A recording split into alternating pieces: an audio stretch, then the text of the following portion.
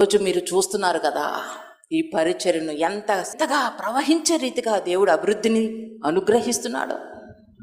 ఎంతగా ప్రపంచ వ్యాప్తంగా అనేక మంది అయ్యగారిని, దైవజనుల్ని ఎంతగా ఆ వాక్యాలు వినాలని ఎంతగా హానర్ చేస్తున్నారు, ఎంతగా ఘనపరుస్తున్నారు, ఎంతగా దేవుని వాక్యాన్ని వారు విని మరి దేవునిలోనికి వారు నడిపించబడుతున్నారు.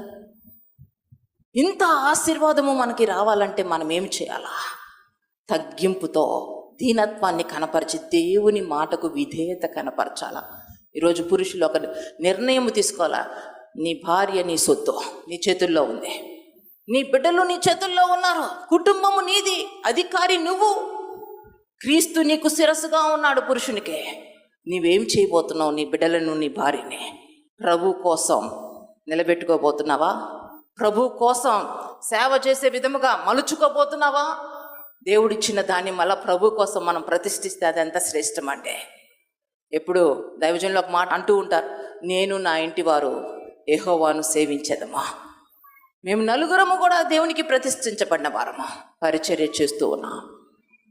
చాలామందికి ఒకవేళ తెలియదేమో, కల్వరీ టెంపుల్ ఎప్పుడు స్టార్ట్ అయిందో అప్పటి నుంచి ఉమెన్ ఫెలోషిప్ ఉండేది. స్త్రీలను ఉద్దేశించి వాక్య పరిచర్య నేను చేసేదాన్ని. అలాగనే మహోత్సవాల్లో ఉమెన్ కాన్ఫరెన్స్లు జరుగుతూ ఉంటాయి. 3 రోజులు ఉమెన్ కాన్ఫరెన్స్లో ఈ విధంగా నేను వాక్యం చెప్తూ ఉంటా.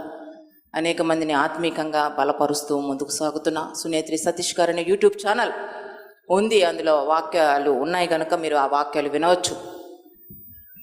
కనుక ఈ విధంగా నలుగురము కూడా పరిచర్య కోసం ప్రతిష్ఠించబడ్డాం. ఈరోజు ఆత్మ విషయమై దీనులైన వారు ధన్యులు. ఆశీర్వాదము ఎక్కడుంది? దేవుని మాటకు విధేయత కనపరచడంలో ఉంది. దేవుని మాటకు తల వంచాలి అంటే మన మాటలు కొట్టివేయబడాలి, మన ఆలోచనలు పాతి పెట్టబడాలి, మన సొంత నిర్ణయాలు పాతి పెట్టబడాలి. దేవుని మాట ప్రకారం మన జీవితాన్ని మనం నిర్మించుకోవాలా. దేవుని మాట ప్రకారం మన కుటుంబ వ్యవస్థ నిర్మించుకోవాలా. ఆ కుటుంబము బహుగా ఆశీర్వదించబడుతుంది, దీవించబడుతుంది.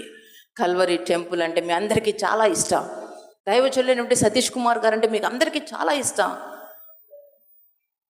ఎంత శ్రేష్టమైనటువంటి రీతిగా మన దైవజనులని, కుటుంబాన్ని నిలబెట్టి ఉన్నాడో తెలుసా దేవుడు.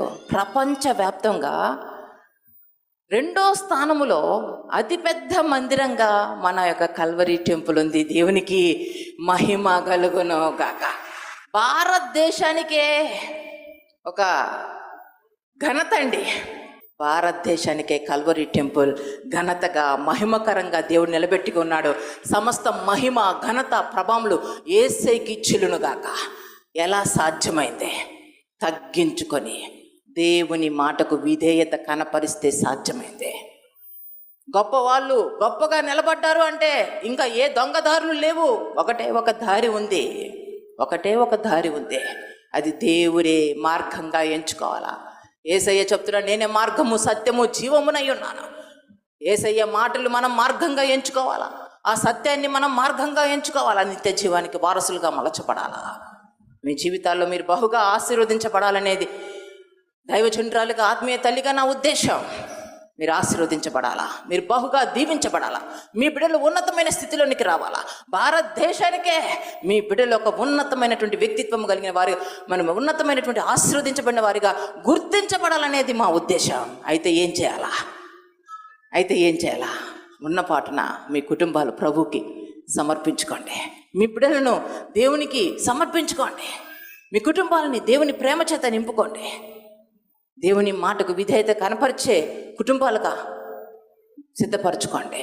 మీ బిడ్డలు ఉన్నతంగా ఆశీర్వదించబడాలా, దీవించబడాలా. ఈరోజు మనం చూస్తున్నాం, దైవజనులైనటువంటి సతీష్ కుమార్ గారు నిలవబెట్టి ఉన్నారు కదా. ఆ రీతిగా మీ బిడ్డలు కూడా రాబోయే తరములో నిలబడాలా. దేవునికి మహిమ కలుగును గాక. మీ బిడ్డల ద్వారా గొప్ప గొప్ప సంఘాలు నియమించబడాలా, అతిపెద్ద సంఘాలు నియమించబడాలి, గొప్ప దైవజనులుగా రావాలా. ప్రపంచవ్యాప్తంగా మరి మంచి మహోత్సవాల్లాగా వారు పెద్ద పెద్ద మీటింగ్స్ని, కాన్ఫరెన్స్ని పెడుతున్నప్పుడు ఒక స్పీకర్ని వాళ్ళు ఇన్వైట్ చేస్తున్నారండి. ఎక్కడి నుంచి? భారతదేశంలో నుంచి. దైవజనులైనటువంటి డాక్టర్ పి సతీష్ కుమార్ గారిని స్పీకర్గా పిలుస్తున్నారు. రేపటి దినాన భారతదేశంలో నుంచి మీ బిడ్డలు ఎందుకు స్పీకర్గా వెళ్ళకూడదండి? వాక్య పరిచర్య చేసేవారిగా మీ బిడ్డలు వెళ్ళాలంటే దేవుని మాటకు విధేయత కనపరుస్తారా? మీ కుటుంబాలను ప్రభువుకి ప్రతిష్ఠించుకుంటారా? మీ బిడ్డలను దేవునికి ప్రతిష్ఠించుకొని, ప్రభు మాటకు ప్రతిష్ఠించుకొని, ప్రభు మాట ప్రకారము జీవించడానికి విధేయతను కనపరిచి తగ్గింపు జీవితాన్ని కనపరుస్తారా? తప్పక మీరు ఆశీర్వదించబడతారు, దీవించబడతారు. సమస్త మహిమ ఘనత ప్రభావములు యేసయ్యకి చెల్లునుగాక. సమూయేలులా నీ పరిచర్యకై మా పిల్లలను నీ కొరకై